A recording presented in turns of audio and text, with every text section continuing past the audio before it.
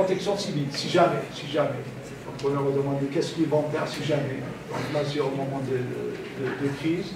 Donc là, ils vont contacter la protection civile. 26 seraient tentés de prendre la voiture et se diriger vers un lieu, donc sécurité. Et 25 aller chercher les enfants à l'école. Donc c'est comme si rien ne s'est passé. Pour les facteurs explicatifs, donc c'est l'urbanisation à 52,2%. Donc l'extension urbaine joue un rôle dans l'amplification des conséquences. Donc pratiquement toutes les villes de l'oriental connaissent une extension urbaine importante, ce qui donne une perméabilisation des sols, et ce qui engendre des inondations en milieu urbain. Vient ensuite les modifications des cours d'eau, le déboisement, la déprise agricole et l'accroissement. Tous ces facteurs donc, accroissent l'impact des catastrophes naturelles. L'organisme désigné comme celui qui devrait être responsable, donc c'est la commune. Pour la population, c'est la commune qui est responsable. Viennent ensuite les autorités publiques, l'État et la province. Quant à la gestion des risques, celle-ci revient davantage au niveau étatique et communal. Donc là, il y a l'État pour la gestion, donc c'est elle qui est responsable, et puis il y a ensuite la commune. Les obstacles sont principalement d'ordre organisationnel, 47%, et économique. La création d'une agence régionale qui s'occupe spécifiquement, parce qu'on n'a pas d'agence, il y a l'agence du bassin, quand tout le monde intervient, la province, la commune. Donc là, pour la population, d'après l'enquête, il faut un organisme responsable de la gestion des risques, un observatoire. Une grande part des habitants interrogés déclarent n'avoir ni reçu d'informations, ni participé à des activités pour la prévention des risques naturels. Aucune information. Une campagne d'information sur les risques naturels est jugée en majorité vraiment nécessaire, 41%, et nécessaire, 43%. 32% se disent personnellement non disposés à participer à des activités de prévention sur le risque. Et parmi ceux disposés à agir dans ce domaine, la préférence est donnée à la participation à des conférences d'information ou aux activités d'une association d'information. Bon, pour le degré en pourcentage qui exprime l'importance d'avoir des informations, donc il y a en premier lieu l'identification des zones exposées au risque, donc 54%, la procédure d'alerte à la population, 43,9%, et enfin les mesures préventives que la population doit adopter pour se protéger, 43%. Pour la clarté de l'information, donc il y a les scientifiques qui viennent en première position, les enseignants ensuite, et puis la presse, radio, TV, etc. Pour l'objectivité de l'information, également on a toujours les scientifiques, les enseignants, et puis la famille, les voisins, etc. Ce n'est pas la commune ni la province, donc ils ne font pas confiance. Les antécédents en matière d'inondation dans la région est donc connu. 59,7% des personnes interrogées affirment avoir été témoins d'un événement, contre 32% qui indiquent le contraire. Donc, ils n'ont jamais été témoins d'un événement naturel. En conclusion, la zone de résidence joue un rôle important. On l'a vu pour les tremblements de terre, Al-Husima et Al-Zoula. L'extension urbaine pour les facteurs, la modification des cours d'eau, le déboisement et la déprise agricole sont des facteurs qui augmentent le risque. La commune est jugée responsable de la protection contre les risques. Des remarques d'ordre général concernant les inondations ont pu être apportées, manque d'entretien des cours d'eau, nécessité de mesures concrètes par les pouvoirs publics en matière de prévention des risques, manque d'informations lors d'achat des biens immobiliers, donc les agences, tout ça, on ne le donne pas, surtout quand on achète en été. La gestion des crises est quant à elle jugée appropriée grâce à une bonne organisation des secours. Donc il aurait été intéressant de pouvoir interroger un échantillon plus important, parce que 305, ce n'est pas vraiment représentatif, Donc le travail est en cours. Et il faudra également établir des cartes de risque réelles et les comparer avec les cartes de risque perçues afin de montrer les limites de l'enquête. Donc là, c'est en cours, c'est en perspective. Et je vous remercie. Bon, merci notre grand professeur pour cet exposé qui représente un travail empirique.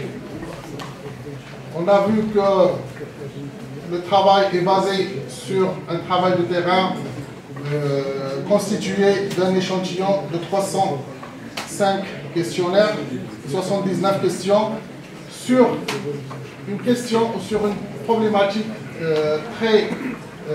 très sensible qui est les risques en général, mais en particulier le risque de séisme dans les régions du Nord.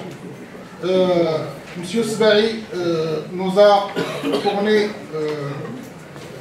des résultats sur la perception sociale des risques naturels par la population et il nous a montré que la population ou une partie de la population est consciente de risque, mais en gros, il n'a pas le choix pour partir ou pour changer la situation. Un grand merci encore une fois et on passe à une autre communication de monsieur le professeur Njeri Abdouar en collaboration avec Sherif Idrissi Mohamed, intitulé l'indice des précipitations normalisées, proposition d'un nouveau découpage pour la caractérisation de l'anomalie pluviométrique. C'est à vous la parole, monsieur le professeur Njeri. Merci, Monsieur le Président, chers collègues, chers amis, chers étudiants et étudiantes. Ne vous inquiétez pas, ça va être très court. Donc, je ne vais pas vous embêter, je sais que vous êtes déjà fatigué, donc ça serait très vite. Alors, mon intervention concerne essentiellement un indice connu, l'indice normalisé de précipitation, bien standardisé de précipitation, qui est un indice un petit peu appliqué essentiellement pour le phénomène de sécheresse et sur lequel un petit peu pas mal de rectifications, de modifications. Et donc j'allais dire, sur l'application sur beaucoup de stations, j'ai essayé de rajouter mon petit sel en modifiant cet indice-là. Sur les résultats qu'il m'a donné, ça a l'air d'être satisfaisant par rapport à ce que je voulais. Maintenant, effectivement, il faut l'appliquer, le faire sur plusieurs stations. Alors, grosso modo, ça va être, je ne rentrerai pas dans les définitions, etc., mais je vais juste vous montrer un petit peu la situation des stations sur lesquelles j'ai travaillé et en même temps donc mettre en valeur cet indice-là lorsqu'il est, c'est-à-dire dans sa traduction pure et dure, ou bien j'allais dire sans qu'il soit modifié. Et ensuite, bien sûr, les modifications qui a suivi et mon intervention là-dessus.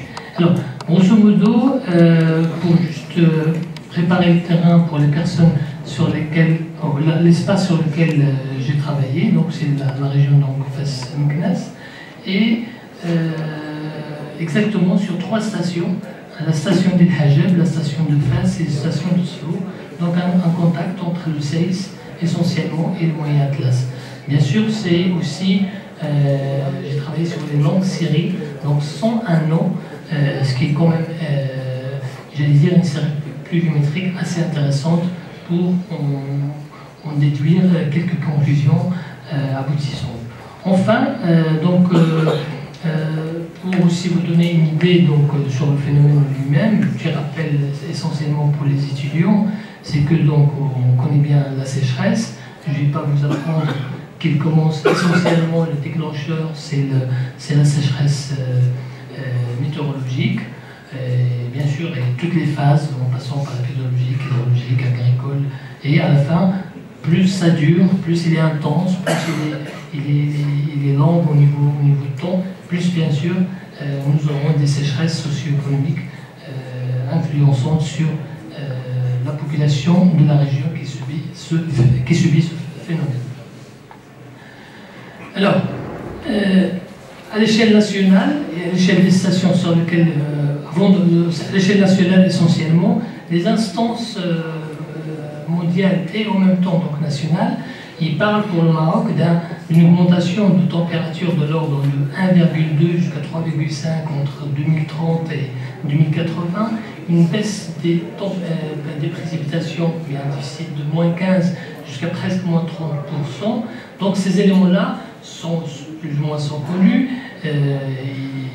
Donc la sécheresse devenue structurelle depuis les années 80 pose toujours des problèmes et bien sûr tout le monde essaie de trouver des éléments pour la caractériser, la diagnostiquer et en même temps de trouver des solutions essentiellement pour les agriculteurs qui ont subi ce phénomène. Alors, état actuel des stations. Donc, 3 stations, bien sûr, lorsqu'on voit comme ça les 3 graphiques, on a l'impression que ça ne change rien sur 100 ans, mais si quand même la variabilité elle est là.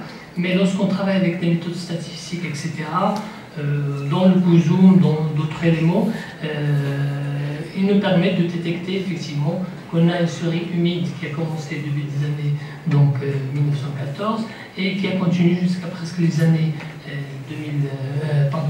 fin 70, pour entamer une grande sécheresse qui descend ici, hein, donc la pente négative, jusqu'en 2008-2007. Ça a l'air de repartir vers la hausse, mais c'est les 2 dernières années, 2016 et 2017, non, prouve plus ou moins le contraire. Bon, ce qui prouve aussi qu'il n'y a pas de cyclicité, donc ça c'est un phénomène donc assez bien connu. Alors donc, lorsqu'on dit déficit depuis les années 70, c'est-à-dire ressources en eau de plus en plus rares, utilisation irrationnelle de l'eau, agriculture non efficiente, prévision et croissance à l'échelle de l'État, à l'échelle économique au plus bas.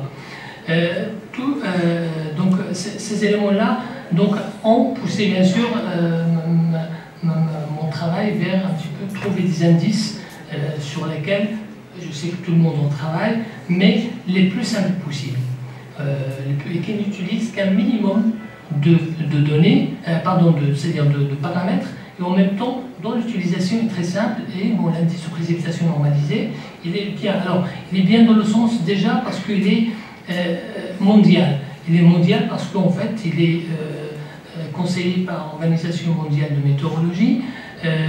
En 2009, un groupe d'experts a étudié tous les indices qui existent à l'échelle mondiale. Ils ont plus ou moins décidé ou conseillé cet indice-là à tous les États à l'échelle mondiale pour l'utiliser pour les instances, j'allais dire,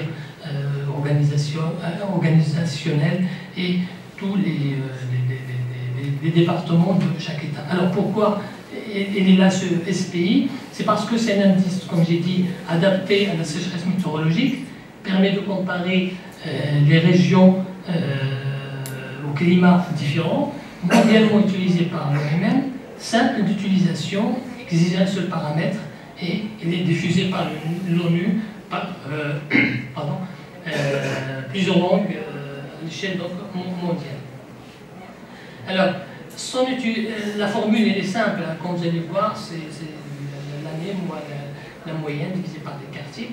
Ces éléments-là, l'objectif annoncé par l'OMM, c'est, et ils disent exactement, comprendre comment calculer cet indice et à se servir de l'indice pour développer ou renforcer les capacités en ce qui concerne le suivi des situations de sécheresse et l'alerte précoce à la sécheresse. Moi, je dirais même aller au-delà de l'alerte et prévoir ou bien proposer quelque chose qui peut aider les gens, et je parle essentiellement des agriculteurs, comment ils peuvent récupérer un minimum, c'est-à-dire de remboursement par les assurances, etc. Alors, j'ai travaillé à l'échelle annuelle, sachant qu'on peut travailler à l'échelle de 3 mois, 6 mois, 9 mois jusqu'à 12 mois. Au niveau du découpage de base, découpage de base, il est là, c'est-à-dire bon, lorsqu'on calcule, c'est des classes sur lesquelles on peut classer nos années selon cette classification donnée par l'OMM. Alors, lorsque je l'ai fait effectivement, l'application sur les stations sur lesquelles j'ai travaillé, il s'est avéré que cet indice-là ne correspond pas tout simplement parce que beaucoup d'années considérées comme sèches par la population, par les données, par tout ça, ne rentrent pas dedans. Et j'étais un petit peu confronté, comment je vais faire lorsqu'une année a moins 30% de déficit, je ne peux pas ne pas dire qu'il n'est pas sèche. Et ben, cet indice-là, comme il est fait par l'Organisation mondiale de météorologie, fait que, effectivement, la classe dite centrale entre 0,90, en fait, entre moins 1 et 1, il est trop large, très étendu, et par cela, il fait rentrer, par exemple, l'année 1947-48, que vous voyez ici, à la face, qui a un déficit d'environ presque moins 30%, comme une année normale. 44-45, moins 29%, comme une année normale, et le hajj. En fait, voilà, c'est simple, c'est le trait que vous voyez ici rouge, hein. Tout ce qui est jaune ici, il est effectivement difficile, mais ça rentre dans le normal selon cet indice-là. Il n'y a que les années qui dépassent le 1, ici on fait c'est 0,99, qui sont considérées comme années sèches. Pour moi, donc, c'était un indice qui sous-estime un petit peu ce phénomène. Donc, je me suis attaqué à l'analyser, à voir un petit peu ce qui a été dit sur cet indice. Et je me suis retrouvé avec un autre indice qui a été corrigé par quelqu'un qui s'appelle Grave en 2007. Et en mettant un objectif, c'est adapter cet indice aux effets sur les cultures et essentiellement orienté sur l'Afrique du Nord. En travaillant sur cet indice-là, effectivement, ces éléments, ou bien ces intervalles qu'il a décidé de fixer, en fait, ne me convenait pas aussi. Tout simplement parce que je retombe dans un autre problème, c'est que lui, il exagère, c'est-à-dire il va me mettre plein d'années qui sont plutôt normales, mais il va les considérer comme plutôt sèches. Alors, donc, quelques résultats, c'est qu'en fait, tout simplement, parmi les critiques qui ont été mises en valeur, c'est essentiellement par un programme d'assurance en coopération avec les Nations Unies en 2012, qui a fait que, en fait, qui a critiqué cet indice-là modifié ou bien corrigé. Il a dit qu'entre moins 0,30, c'est un intervalle trop petit. Du coup, pas mal d'années qui sont effectivement sèches vont rentrer comme années normaux, ce qui fait ça ne les arrange pas parce qu'en fait, il va agrandir les années qui seront considérées comme sèches. Donc la distribution des autres intervalles de sécheresse sont très élevés. Et plus on va augmenter le nombre d'années sèches, plus les assurances ne veulent pas payer une année qui a, je ne sais pas moi, 10% moins que la normale. Il n'a pas envie d'être considéré comme sèche parce que tout simplement, il n'a pas besoin de payer l'agriculteur pour cette année-là. Et donc, ce qui fait qu'un petit peu les assurances ils sont un petit peu montées au créneau pour essayer de trouver un autre indice là-dessus. Alors, bon, j'ai pas travaillé. En fait, ils sont critiqués, mais ils n'ont pas donné à ma connaissance, un autre indice qui change. Du coup, je me suis dit, bon, je vais essayer de trouver le moyen de modifier cet indice-là. D'ailleurs, juste pour que je revienne sur le SPIC, donc l'indice corrigé, il considère que 37 années sèches pour fesses sont sèches au lieu de 20 années que d'autres méthodes statistiques, plus ou moins, ont déterminé. Donc entre 37 et 20 années, c'est quand même énorme. Pour par exemple 42 années sèches au lieu de 22 à Sefrou, 37 années sèches au lieu de 19 à El Hajjab. Autre exemple, par exemple, normalement, c'est que l'année 2013 à 14, à Fès, c'est une année sèche, alors que son écart à la normale n'est que de 12%. Peut-on considérer ça comme une année sèche? Je ne pense pas. Safrou, moins 13%, El Hajjab, 18%. Donc ce sont des éléments plus ou moins qui m'ont mis, comme on dit, la puce à l'oreille. Dit celui-là, il exagère un petit peu le nombre d'années sèches. Donc pour moi, c'est une surestimation de ces nombres-là. Et c'est là où, donc, encore là, donc, comme je l'ai dit, les assurances ne seront pas contents. Et je me suis attaqué donc à essayer de faire mon petit aussi tableau de rééquilibrer cet ensemble de données en rajoutant effectivement une classe.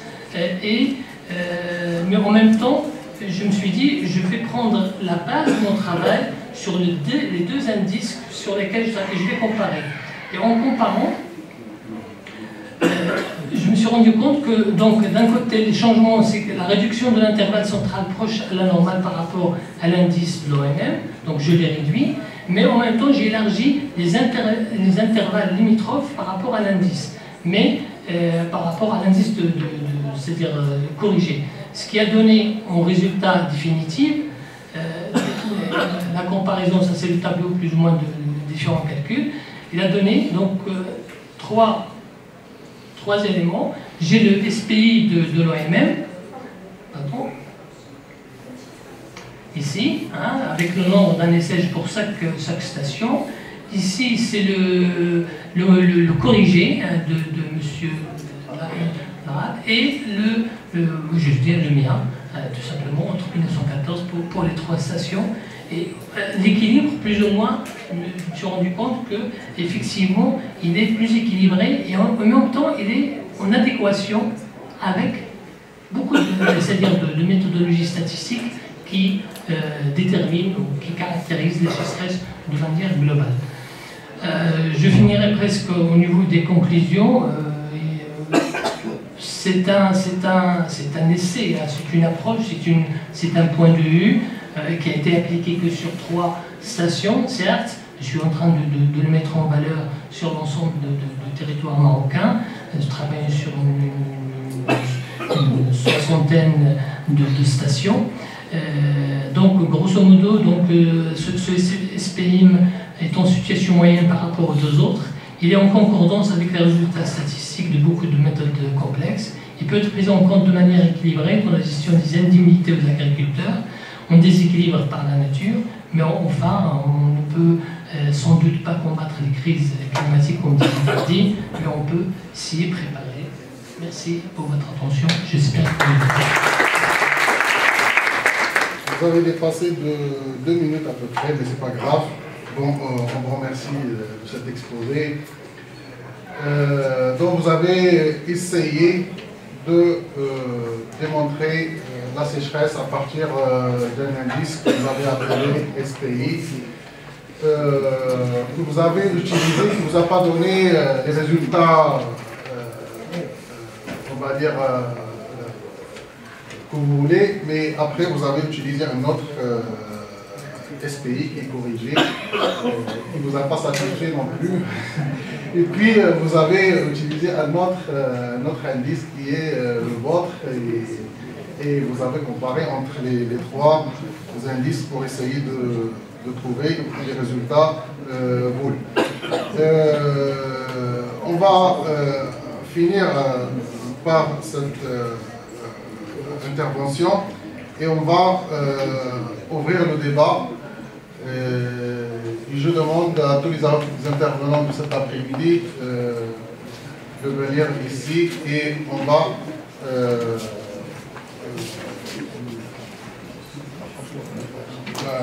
je ne sais pas comment on va faire.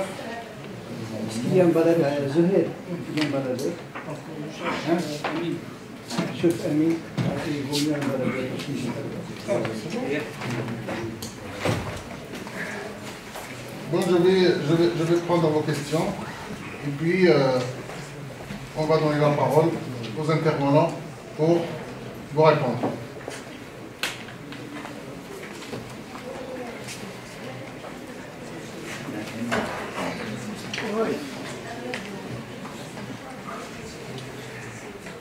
Le nom Rachid.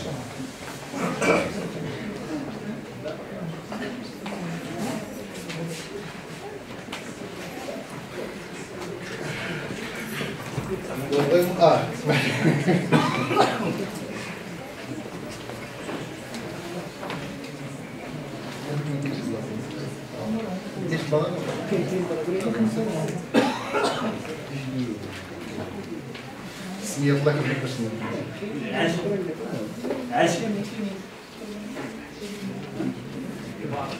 بعرفه بعربي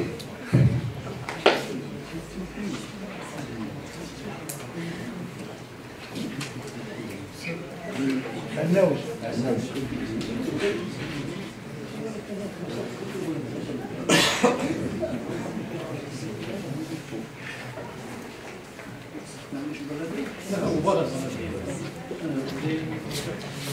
On va finir d'abord les questions, après on va dans les réponses.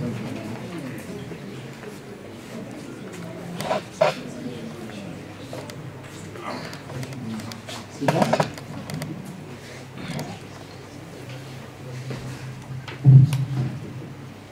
Bon, on va s'arrêter là. On commence par Monsieur Rachid.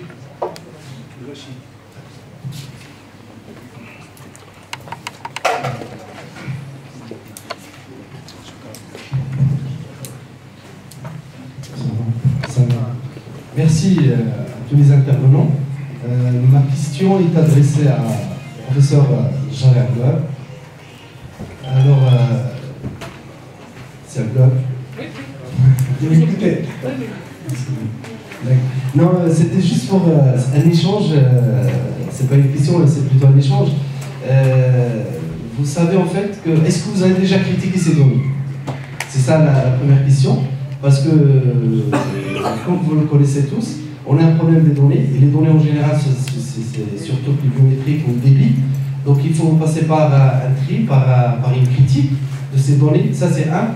Et deux, vu que c'est une station, c'est des stations en fait, vous dites qu'ils ont une centaine d'années, donc certainement qu'il y a un échange entre les années où donc ça a fonctionné depuis avant pendant la colonialisation, et ensuite jusqu'à aujourd'hui. Donc il y a un problème des fois, un problème technique. Donc il y a un problème à vérifier ces données dans un premier temps, avant de s'avancer sur ce que vous avez fait. Mais quand même, je tiens à vous féliciter pour ce que vous avez fait sur les précautions scientifiques et encourageantes. Merci.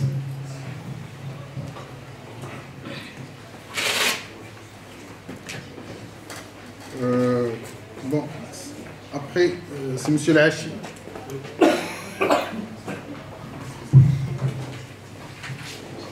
Donc, je tiens à remercier la comité d'organisation et Monsieur le Président, tous les professeurs et les étudiants. Donc, concernant les interventions considérables sur la déforestation qui touche tous les territoires marocains, oui, il y a plusieurs raisons spécifiques. C'est pas bon au Maroc. Alors, par exemple, le taux de pauvreté qui dépasse 25%, le taux d'analphabétisme qui dépasse 50%, aussi la densité de population qui dépasse 100 sur kilomètre carré. Aussi, on a la relation entre l'État et le REF. Ça veut dire que le REF était négligé par l'État depuis longtemps jusqu'à aujourd'hui. L'absence d'une économie alternative qui peut remplacer les cultures du cannabis, et c'est en parenthèse de type. Enfin, l'absence des programmes de développement efficaces. De ma part, bien sûr, je supporte les attitudes de M. le professeur Bouvel pour une gestion intégrée, participative et rationnelle pour les ressources forestières, et aussi d'insérer le RIF dans les priorités, bien sûr, d'intervention d'État. Donc, une question s'adresse bien sûr soit à M. Bouvel ou à M. Lahi et M. Mohamed Mazi. Donc, à votre avis, professeur, quel est le responsable sur la situation actuelle de la forêt de RIF et comment peut participer tous les acteurs locaux dans les processus de préservation de la forêt, bien sûr dans des conditions, il y a l'alphabétisme, il y a aussi plusieurs relations entre le RIF et l'État, Et dernière question, c'est comment assurer un développement durable pour les ressources forestières durées. Ça veut dire qu'il y a des approches alternatives pour remplacer l'économie du type vers un autre économie. Merci.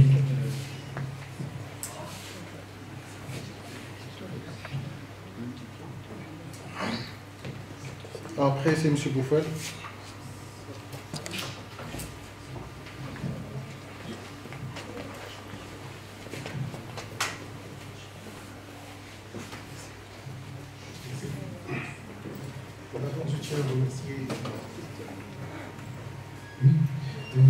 Tout d'abord, je tiens à remercier l'ensemble de la communauté de l'organisation, l'ensemble des présents de ce colloque jugé intéressant de ma part.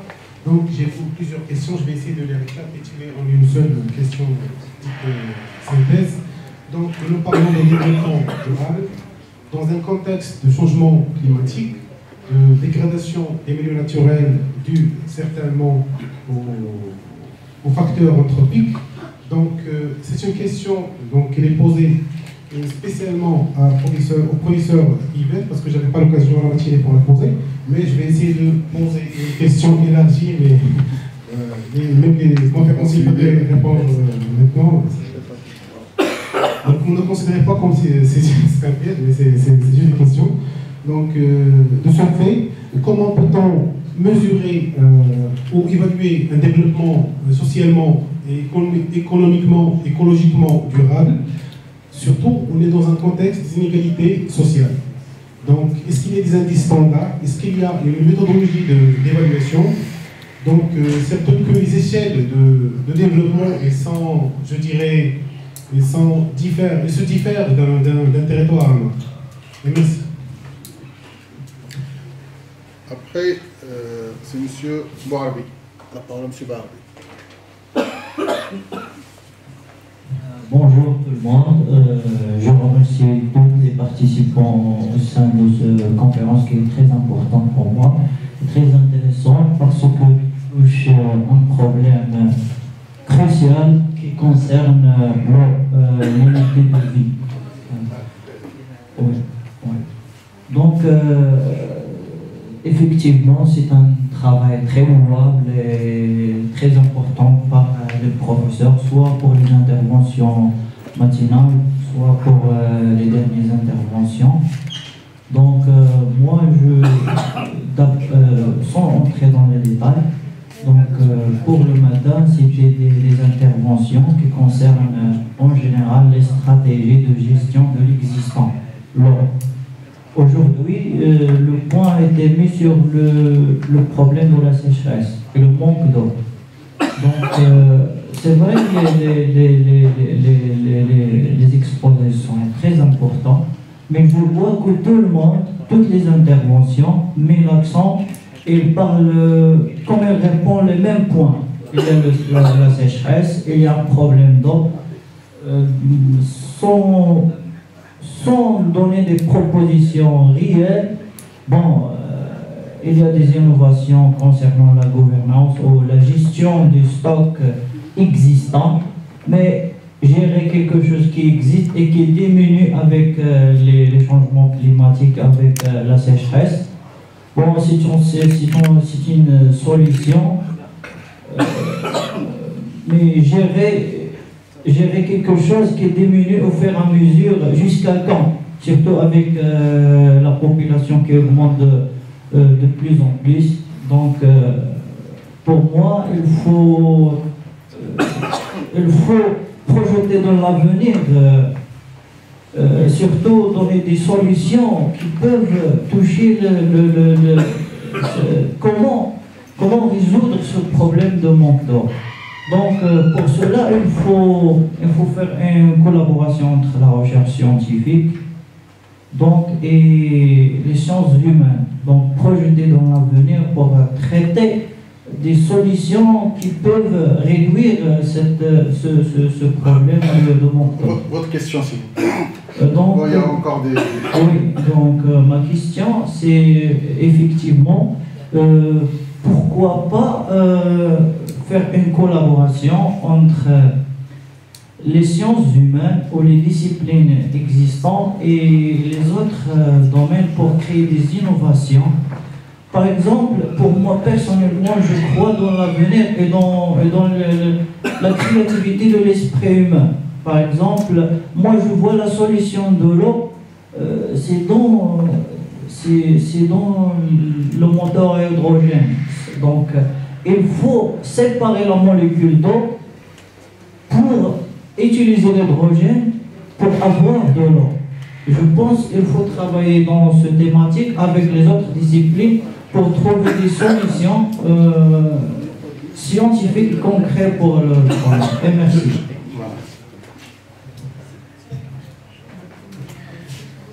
Après, c'est M. Annaoui. Oui. C'est à vous la parole.